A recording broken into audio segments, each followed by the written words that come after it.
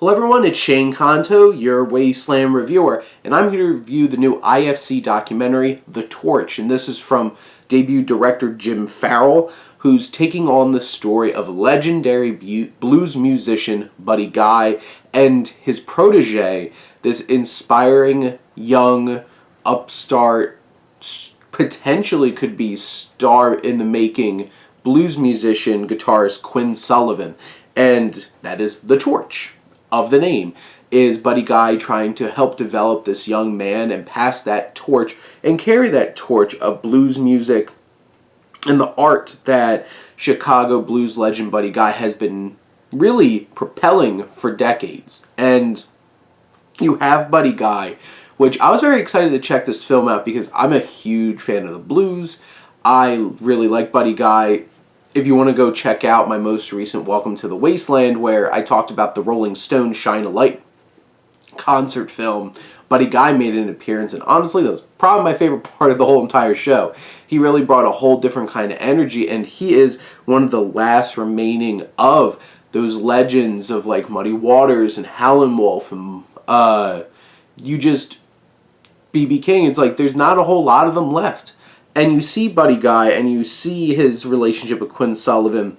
They show the footage of him bringing him out when he was like 8 years old on the stage, and him just shredding the heck out of that guitar. And it's just really inspiring seeing this small child just doing things that like most people can only dream of. And their relationship very interesting. This advocacy, it's presented well in the film.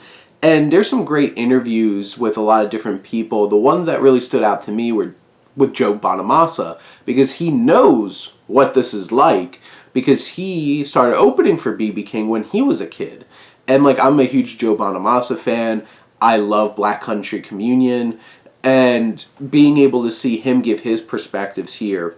But you get a good insight into the Buddy Guy's life. You see his uprise, where he came from, his connection with John Lee Hooker, what was able to inspire him, and you get to see some of his old performances. You see the legacy of blues throughout this film, which is done in a respectful and interesting way. And you also get, like I mentioned before and hinted at with Joe Bonamassa, there's a whole other kind of theme about this film in terms of like the life of a child star.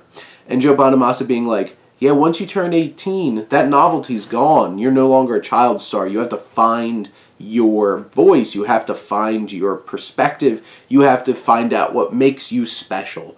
And I really appreciate that perspective. And you get to hear from Quinn Sullivan about his situation, him being this teenage star who started out as a child.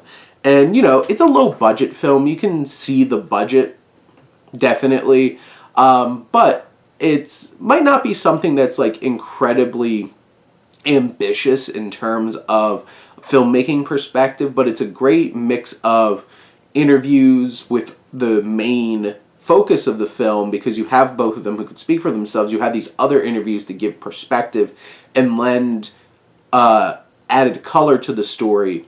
You have all of this footage of them performing, and it's a variety of qualities, it's a variety of time periods, and in general, this is some great performances in there, and I found this a really interesting documentary. If you're a fan of music, especially the blues, this is must-see.